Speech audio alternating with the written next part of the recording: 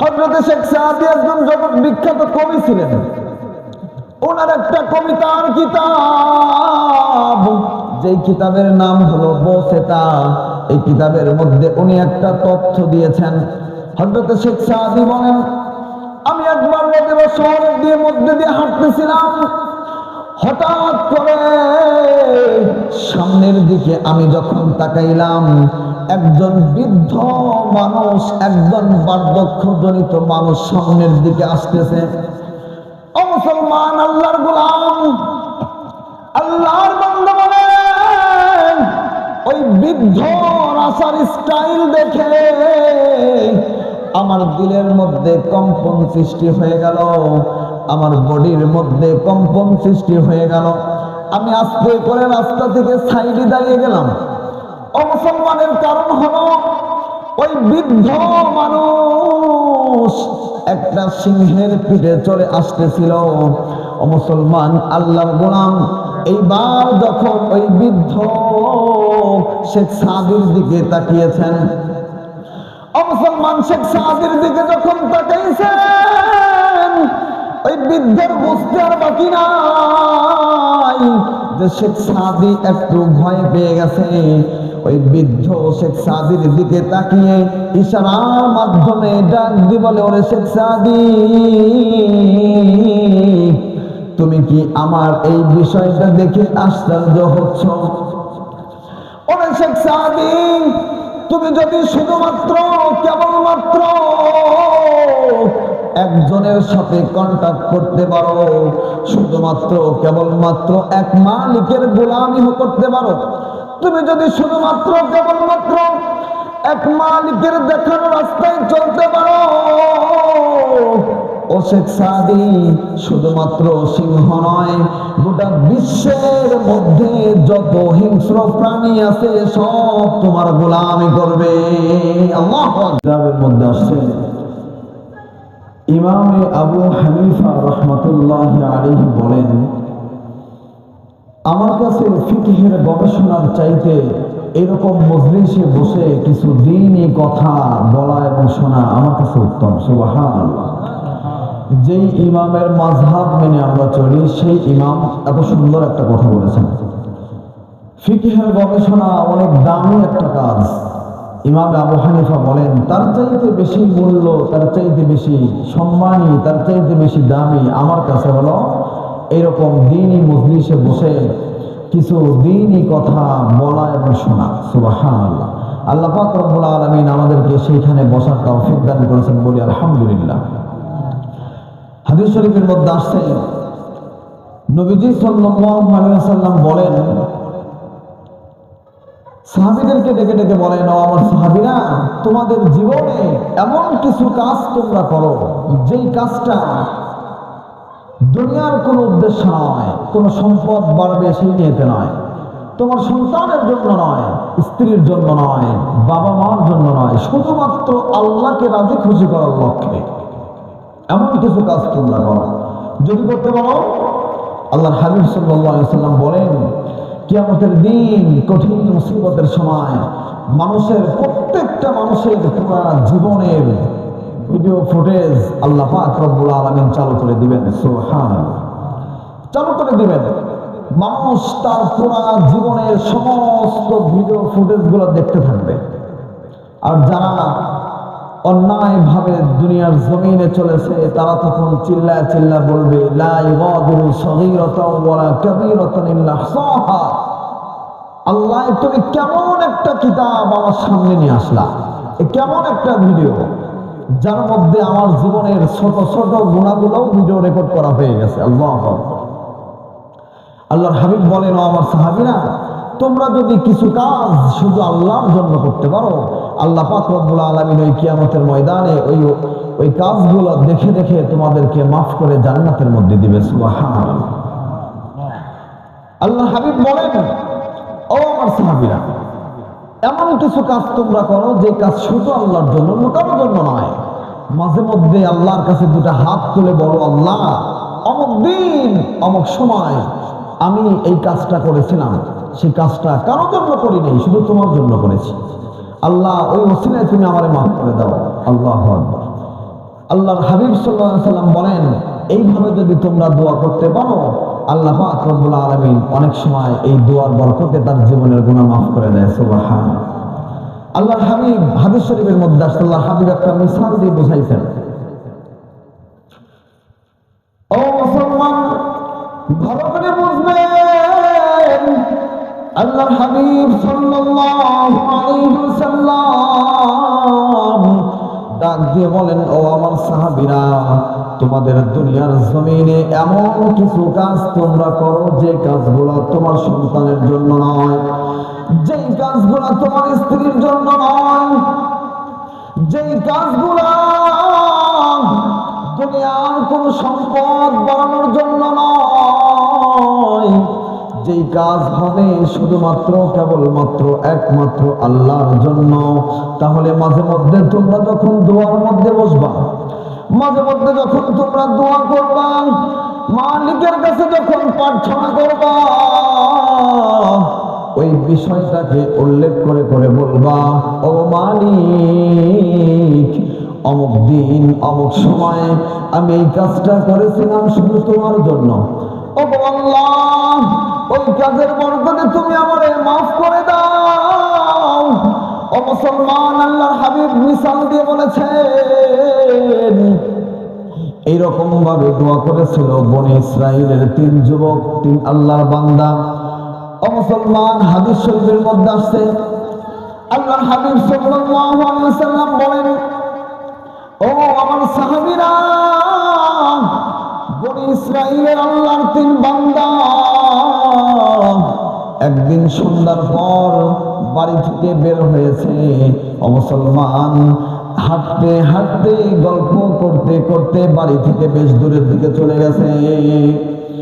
ও মুসলমান, আল্লাহর রাসূল বলেন, এমন একটা পর্যায়ে তারা দূরে চলে গেছে, আল্লাহর হাবিব বলেন, ওদিকে আল্লাহর রহমতের ঝড় বৃষ্টি শুরু হয়ে গেছে। আল্লাহর বান্দা এইবার যখন ঝড় বৃষ্টির কবলের মধ্যে পড়েছে, আল্লাহর বান্দা আশ্রয় নেওয়ার জন্য একটা পাহাড়ের গুহার মধ্যে আশ্রয় নিল। ও মুসলমান, নবীজি সাল্লাল্লাহু আলাইহি ওয়াসাল্লাম বলেন, হাদিস শরীফের মধ্যে আসছে, আল্লাহর কি রহমত, পাহাড়ের উপর থেকে একটা বড় পাথর গড়ায়া গড়ায়া ওই গুহার মুখের উপরে পড়ে আটকে গেছে। আল্লাহর 3 বান্দার মধ্যে একজন ডাক দিয়ে বলে, বন্ধুরা, আমরা এমন একটা মুসিবতের মধ্যে পড়েছি, যে মুসিবত থেকে বাঁচানোর মতো দুনিয়ার জমিনে আর কেউ নাই। কারণ আমাদের পরিবারের মধ্যে এমন কেউ জানে না যে আমরা কোথায় আছি। তো আমাদের এই মুসিবত থেকে বাঁচাইতে পারেন শুধুমাত্র কেবলমাত্র একমাত্র আমার মালিক। ও বন্ধুরা, আমাদের জীবনে যদি আমরা এমন কোন আমল করি যেই কাজটা করেছি শুধুমাত্র কেবলমাত্র আমার মালিকের জন্য, আজকে আমরা সেই বিষয়টাকে লক্ষ্য করে, সেই বিষয়টাকে উদ্দেশ্য করে, সেই বিষয়টাকে উল্লেখ করে আমার মালিকের কাছে আজকে আমরা প্রার্থনা করব। আমার মালিক যদি চায় আজকে এই মুসিবত থেকে আমাদেরকে রক্ষা দিতে পারে। ও মুসলমান, ভালো করে বুঝবেন, আল্লাহর হাবিব বলেন, এই কথা বলার সঙ্গে সঙ্গে আল্লাহর একজন বান্দা দাঁড়িয়ে গেল, 2টা হাত তুলে আমার মালিককে বলে, ওগো আল্লাহ, আমার জীবনে তো আমি এমন কোন আমল করি নাই যে আমলকে আমি উদ্দেশ্য করে বলবো, যে আমলকে আমি উল্লেখ করে তোমার কাছে আমি মাপ চাইব। ওগো মালিক, তবে হ্যাঁ, আমার বাবা মা যখন দুনিয়ার জমিনে বেঁচে ছিল, আমার বাবা মা যখন দুনিয়ার জমিনে বেঁচে ছিল, আমি আমার মা এবং বাবারে বড় মহব্বত করতাম, আমি আমার মা এবং বাবারে অনেক বেশি ভালোবাসতাম। ওগো মালিক, আমি একজন সামান্য রাখাল, সারাদিন আমি ছাগল চড়াই, সন্ধ্যার দিকে যখন আমি বাড়িতে ফিরি, ও মালিক, ও মুসলমান আল্লাহর বান্দা ডাক দিয়ে বলেন, বাড়িতে ফেরার সঙ্গে সঙ্গে প্রথমে আমি বকরির দুধগুলো সংগ্রহ করি, এরপর সর্বপ্রথম আমি আমার মা এবং বাবার দুধটা খাওয়াই, এরপর আমার পরিবার, আমার স্ত্রী সন্তানদেরকে আমি দেই। ও মালিক, একদিন আমার ফিরতে রাত হয়ে গেল। ও মুসলমান আল্লাহর বান্দা ডাক দিব, আল্লাহ, আমার ফিরতে যখন রাত হয়ে গেল, আমি ফিরে যখন দুধগুলা সংগ্রহ করলাম, আমি যে দেখি আমার মা এবং বাবা ঘুমিয়ে পড়েছে। ও মালিক, আমি সারা রাত আমার মা এবং বাবার মাথার কাছে দাঁড়িয়েছিলাম দুধের পেয়ালা নিয়ে। যখন ভোর হলো, আমার মা এবং বাবা যখন ঘুম থেকে উঠলো, আমি সর্বপ্রথম আমি আমার মা এবং বাবারে খাওয়াইছি, এরপর আমি নিজে খাইছি, আমার পরিবারে দিছি। ও মালিক, ওই কাজটা যদি তোমার জন্য করে থাকি, আজকের এই মুসিবত থেকে তুমি আমাদেরকে বাঁচাও। আল্লাহু আকবার। আল্লাহর হাবিব বলেন, দোয়া করার সঙ্গে সঙ্গে ওই গুহার মুখ থেকে পাথর একটু সরে গেলেন। সুবহানাল্লাহ। এমন পর্যায়ে সরছে যে এখন বের হওয়ার কোনো অবস্থান নাই, তবে ভিতরে এখন আলো এবং বাতাস ঢুকতেছে। মুসলমান কিতাবের মধ্যে আছে, আল্লাহর হাবিব সাল্লাল্লাহু আলাইহি ওয়াসাল্লাম ডাক দিয়ে বলেন, ও আমার সাহাবীরা, এইবার দ্বিতীয় নাম্বার যুবক দাঁড়িয়ে গেল, দুটা হাত তুলে ডাক দিয়ে বলল, গো মালিক, আমার জীবনে এমন কোন আমল করেছি বলে মনে পড়ে না, এমন কোন আমল করেছি বলে মনে পড়ে না, কিন্তু মালিক, আমার একটা চাচাতো বোন ছিল বড়ই সুন্দরী, তারে আমার পছন্দ হইত, আমি মাঝে মাঝেই তারে জিনা করার প্রস্তাব দিতাম, আমার বোন কখনো রাজি হয় নাই। ও মালিক, একবার মিশরের জমিনে দুর্ভিক্ষ দেখা দিল, আমার বোন বড় অভাবের মধ্যে পড়ে আমার কাছে আসলো, আমার কাছে এসে ডাক দিব, ভাইজান, আমি বড় অভাবের মধ্যে পড়ে তোমার কাছে আসছি, আমার একটু সাহায্য করো। ও মুসলমান আল্লাহর বান্দা ডাক দিব, আল্লাহ, আমার বোনরে আমি বললাম, তোমারে আমি টাকা দিতে পারি, তবে শর্ত হলো আমার সাথে তোমার জিনা করতে হবে। মুসলমান অভাবের মধ্যে পড়ে আল্লাহর বান্দি রাজি হয়ে গেল। আল্লাহর বান্দা ডাক দিয়ে বলে, ও মালিক, জিনা করার প্রস্তুতি যখন আমরা নিলাম, এমন একটা নির্জন জায়গা ব্যবস্থা করলাম যেখানে কেউ নাই, যেখানে কোনো আওয়াজ করার মতো কেউ নাই। এইবার যখন জিনা করার প্রস্তুতি নিলাম, আমার বোনের দিকে আমি তাকিয়ে দেখি ওর চোখ দিয়ে গড়াইয়া গড়াইয়া পানি পড়ে। আমি ডাক দিয়ে বললাম, ওরে বোন, তোমার কোন জিনিসে কাঁদায়? আমরা এমন একটা জায়গাতে আছি যেখানে দেখার মতো কেউ নাই, এমন একটা জায়গাতে আমরা আছি যেখানে আওয়াজ করার মতো কেউ নাই, কোন জিনিসে তোমারে কাঁদায়? ও মুসলমান আল্লাহর বান্দি ডাক দিয়ে বলে, ওরে ভাই, আমার জীবনে আমি কোনোদিন জিনায়ের গুনাহটা আমি করি নাই, আজকের দিনের পরে যদি আমি মারা যাই, কাল কিয়ামতের দিন জিনাকারীর খাতায় আমার নাম লেখা হবে এবং জিনাকারীর কাতারে আমারে দাঁড়ানো লাগবে। ও মুসলমান আল্লাহর বান্দা যুবক ডাক দিব, আল্লাহ, আমার বোনের মুখে যখন আমি তোমার কথা শুনেছি, সঙ্গে সঙ্গে আমার বোনরে আমি মাফ করে দিয়েছি এবং ওরে আমি 120 দিনার তারে আমি দান করে দিয়েছি। আল্লাহর বান্দা ডাক দিব, আল্লাহ, ওই একদিন ওই কাজ যদি আমি শুধুমাত্র কেবলমাত্র তোমার জন্যই করে থাকি, আজকের এই মুসিবত থেকে তুমি আমারে বাঁচাও। সুবহানাল্লাহ।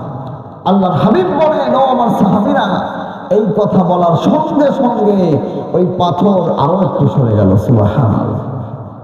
এমন পর্যায়ে সরে নাই যে তিনজন বের হতে পারবে, তবে পাথর অনেকটা সরে গেছে।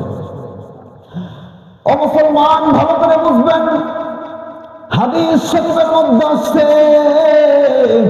আল্লাহর হাবিব সাল্লাল্লাহু আলাইহি ওয়াসাল্লাম বলেন, এইবার 3 নাম্বার আল্লাহর বান্দা দাঁড়িয়ে গেলেন, দোকানে হাত তুলে ডাক দিয়ে বলে, ওগো মালিক, আমার জীবনে এমন কোন নেক আমল করেছি বলে মনে পড়ে না যে আমলের কে উল্লেখ করে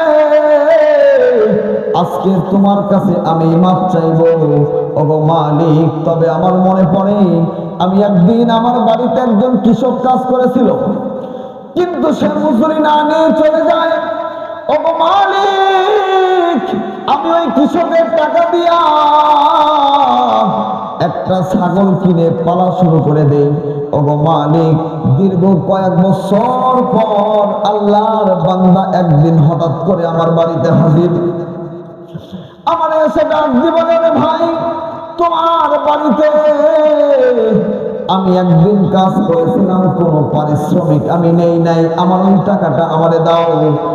আল্লাহর বান্দা ডাক দিয়ে বলে, ওগো মালিক, আমি তোমার বান্দারে হাত ধরে নিয়ে গেলাম, একটা বিশাল বড় খামারের সামনে নিয়ে গেলাম, নিজে ডাক দিয়ে বললাম, ওরে ভাই, এই যে বিশাল খামার তুমি দেখো, এই পুরা খামারের মালিক হলা তুমি।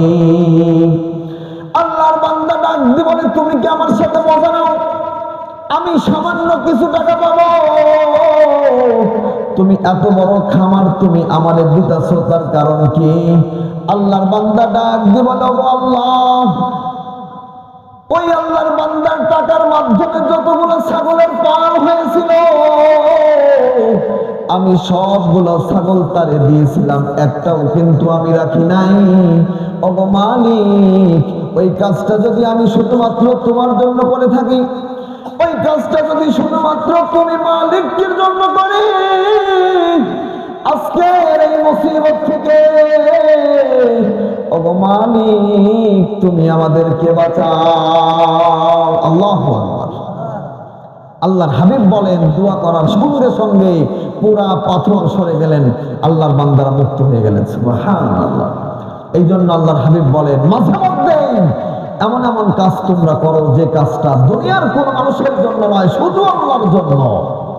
মুসলমান, আজকে আমি একটা বিষয় মাত্র কয়েক মিনিট কথা বলবো, আমার সময় তো বেশি নয়। আজকালকে যেই দিকেই যাওয়া যায় একটা মাত্র অবজেকশন বেশি পাওয়া যায়। বাবাদের অবজেকশন, সন্তান বাবার কথা মানে না। কথা বলেন আছে না নাই? কথা বলেন আছে না নাই? স্বামীদের অবজেকশন, হুজুর, স্ত্রী তো স্বামীর খেদমত করে না, স্বামীর কথা মানে না। উস্তাদদের অবজেকশন, শিক্ষকদের অবজেকশন, ছাত্র তো শিক্ষকের দেখানো রাস্তায় চলে না। গার্মেন্টস মিল ফ্যাক্টরির মালিকদের অবজেকশন, শ্রমিকরা তো মালিকের গোলামি করে না, কথা মানে না, মাঝে মধ্যে মিল ফ্যাক্টরির মধ্যে আগুন লাগায় দেয়। কথা বলেন ঠিক কিনা? মুসলমান, আমি এই সমস্ত বাবাদেরকে বলতে চাই, ও বাবা, তোমার সন্তান তোমাকে মানবে কেমনে? তুমি তো তোমার মালিককেই মানো না। কথা বলেন ঠিক কিনা? ওই স্বামীরা বলতে চাই, তোমার স্ত্রী তোমার গোলামি করবে কেমনে? তুমি তো তোমার মালিকের গোলামি করো না। কথা বলেন ঠিক কিনা? মুসলমান, ওই শিক্ষককে বলতে চাই, তোমার দেখানো রাস্তায় তোমার ছাত্ররা কেমনে চলবে? তুমি তো আমার মালিকের দেখানো রাস্তায় চলো না। কথা বলেন ঠিক কিনা? মুসলমান, কোন মানুষ যদি ওই মালিকের গোলামি করতে পারে, মালিকের দাসত্ব করতে পারে, শুধু সন্তান নয়, শুধু তোমার স্ত্রী নয়, গোটা বিশ্বের মধ্যে যা কিছু দেখো সব কিছু তোমার গোলামি করবে। আল্লাহু আকবার।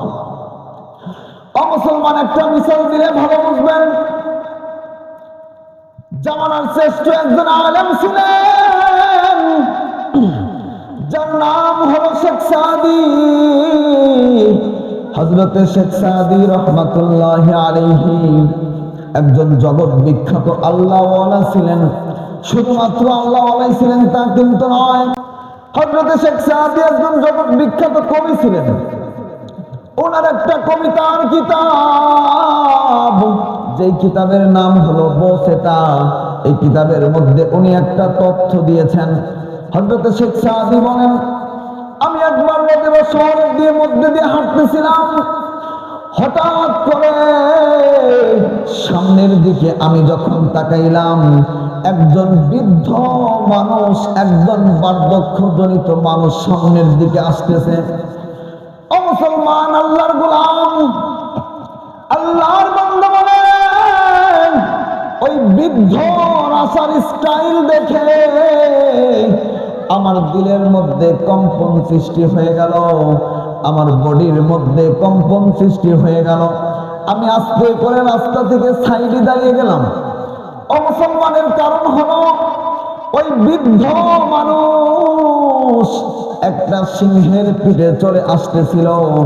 ও মুসলমান, আল্লাহর গোলাম, এইবার যখন ওই বৃদ্ধ শেখ সাদির দিকে তাকিয়েছেন, ও মুসলমান, শেখ সাদির দিকে যখন তাকাইছেন, ওই বৃদ্ধের বুঝতে আর বাকি নাই যে শেখ সাদি একটু ভয় পেয়ে গেছে। ওই বৃদ্ধ শেখ সাদির দিকে তাকিয়ে ইশারার মাধ্যমে ডাক দিয়ে বলে, ওরে শেখ সাদি, তুমি কি আমার এই বিষয়টা দেখে আশ্চর্য হচ্ছ? ওরে শেখ সাদি, তুমি যদি শুধুমাত্র কেবলমাত্র একজনের সাথে কন্টাক্ট করতে পারো, শুধুমাত্র কেবলমাত্র এক মালিকের গোলামি করতে পারো, তুমি যদি শুধুমাত্র কেবলমাত্র এক মালিকের দেখানো রাস্তায় চলতে পারো, ও শেখ সাদি, শুধুমাত্র সিংহ নয়, গোটা বিশ্বের মধ্যে যত হিংস্র প্রাণী আছে সব তোমার গোলামি করবে। আল্লাহু আকবার। ও মুসলমান, এই জন্য আমি বলতে চাই, তোমার কথা কেমনে তোমার সন্তান মানবে? তুমি তো তোমার মালিককেই মানো না। কথা বলেন ঠিক কিনা? তুমি যদি তোমার মালিকের গোলামি করতে পারো, তুমি যদি তোমার মালিকের রাস্তায় দেখানো রাস্তায় চলতে পারো, তুমি যদি মহান মালিকের দেখানো রাস্তায় চলতে পারো, শুধু তোমার সন্তান নয়, শুধু তোমার স্ত্রী নয়, গোটা বিশ্বের মধ্যে যা কিছু দেখো সব তোমার গোলাম হয়ে যাবে। আল্লাহু আকবার। সময় আছে। মুসলমান, আর একটা মাত্র মিছিল দিয়ে আমি কথা শেষ করে দেবো ইনশাআল্লাহ। কোন মানুষ যদি শুধুমাত্র আমার মালিকের গোলাম হয়, তার কথা দিয়ে গোটা বিশ্বের সমস্ত মাখলুকাত শোনে, তার একটা বাস্তব প্রমাণ। ও মুসলমান, হাদিসের মধ্যে আসছে, আল্লাহর নবীর একজন সাহাবী যুদ্ধ কমপ্লিট করে, জিহাদ কমপ্লিট করে যখন মদিনার দিকে ব্যাক করেছেন, মদিনার দিকে রওনা করেছেন, ও মুসলমান, হাদিসের মধ্যে আসছে, এমন একটা পর্যায়ে আসছে, রাস্তার মাঝখান এখনো মদিনা পায় নাই, কিন্তু সন্ধ্যা হয়ে গেছে, রাত গভীর হয়ে যাচ্ছে আস্তে আস্তে। আল্লাহর নবীর সাহাবীর দল একটা মাশওয়ারার মধ্যে বসছে। যিনি জিম্মাদার ছিল ডাক দিয়ে বললেন, ওগো নবীর সাহাবীর দল, এই মুহূর্তে তো মদিনার দিকে যাওয়া সম্ভব নয়, আমার মনে হয় আজকে এই মুহূর্তে কোনো একটা জায়গায় আশ্রয় নেওয়া দরকার। আল্লাহর নবীর একজন সাহাবী ডাক দিয়ে বললেন, ওগো আমির সাহেব, আমরা যদি এখন কোন এলাকার মধ্যে আশ্রয় নেই, আর যদি আমাদের শত্রুপক্ষ জেনে যায়, আমাদের সমস্যা হতে পারে। আমার মনে হয় আজকে এই জঙ্গলের মধ্যেই থাকলে ভালো হয়। ও মুসলমান, আল্লাহর নবীর আর একজন সাহাবী ডাক দিয়ে বলেন, ওগো জিম্মাদার, আমরা এমন একটা জঙ্গলের মধ্যে আছি, যেই জঙ্গলের মধ্যে হিংস্র প্রাণী দিয়ে ভরপুর। ও মুসলমান, কিতাবের মধ্যে আসছে, হাদিস শরীফের মধ্যে আসছে, আল্লাহর নবীর একজন সাহাবী একটা উঁচা জায়গায় দাঁড়াইলেন, এবং জঙ্গলের হিংস্র প্রাণীদের দিকে উল্লেখ করে বললেন, ও জঙ্গলের হিংস্র প্রাণীরা শোনো, আজকে তোমাদের মাঝে নবীর কিছু সাহাবী মেহমান হয়ে আসছে। আজকে তোমাদের মেহমানদারি করানোর একটা সুযোগ তোমরা পেয়েছো। তোমাদেরকে আমি বলতে চাই, যেটুকু জায়গার মধ্যে আমরা থাকব, এই জায়গাটুকু তোমরা ছেড়ে দাও। তোমরা ছেড়ে দিয়ে অন্যদিকে তোমাদের সন্তানদেরকে নিয়ে তোমরা চলে যাও। অমুসলমান রাবী বর্ণনা করেন, যে হাদিসটা বর্ণনা করেছেন উনি বলেন, আমি নিজের চোখে দেখেছি হিংস্র প্রাণীরা বাঘ তার বাচ্চাদেরকে কামড় দিয়ে নিয়ে জায়গাটাকে ছেড়ে দিচ্ছে এবং সাপ বিচ্ছু যা কিছু ছিল সব কিছু তাদের ডিমগুলা কামড় দিয়ে নিয়ে জায়গা থেকে চলে যায়। ও মুসলমান, কোন মানুষ যদি আল্লাহর গোলাম হতে পারে, শুধুমাত্র দুনিয়ার কোন সন্তান নয়, শুধুমাত্র দুনিয়ার কোন স্ত্রী নয়, দুনিয়ার জমিনে আমার মালিক যা কিছু সৃষ্টি করেছেন সব কিছু তার গোলাম হয়ে যাবে। এই জন্য আমি বলতে চাই, তুমি শুধুমাত্র কেবলমাত্র এই মালিকের সাথে কন্ট্যাক্ট করো, আর কারোর সাথে কন্ট্যাক্টের দরকার নেই। তুমি যদি শুধুমাত্র মালিককে কন্ট্যাক্ট করতে পারো, অমুসলমান, তোমার সন্তান এমনি তোমার কথা মানবে। তুমি যদি শুধুমাত্র কেবলমাত্র এই মালিকের গোলামি করতে পারো, আজকে তোমার অবজেকশন দেওয়ার কোনো প্রয়োজন নাই, এমনিতেই তোমার স্ত্রী তোমার গোলাম হয়ে যাবে। অমুসলমান, এই জন্য মনে রাখতে হবে, এই দুনিয়ার জমিনে শুধুমাত্র কেবলমাত্র একমাত্র যদি মহান মালিককে কন্ট্যাক্ট করতে পারি, শুধুমাত্র যদি এই মহান মালিকের গোলাম হতে পারি, ওই মালিকের যদি আমরা গোলাম হতে পারি, দাসত্ব করতে পারি, গোটা বিশ্বের মধ্যে আমরা যা কিছু দেখি সব কিছু আমাদের গোলাম হয়ে যাবে। কথা বলেন ঠিক কিনা? আল্লাহ পাক রব্বুল আলামিন আমাদের সবাইকে প্রত্যেকটা কথার উপর আমল করার তৌফিক দান করেন। সবাই বলেন আল্লাহুম্মা আমিন।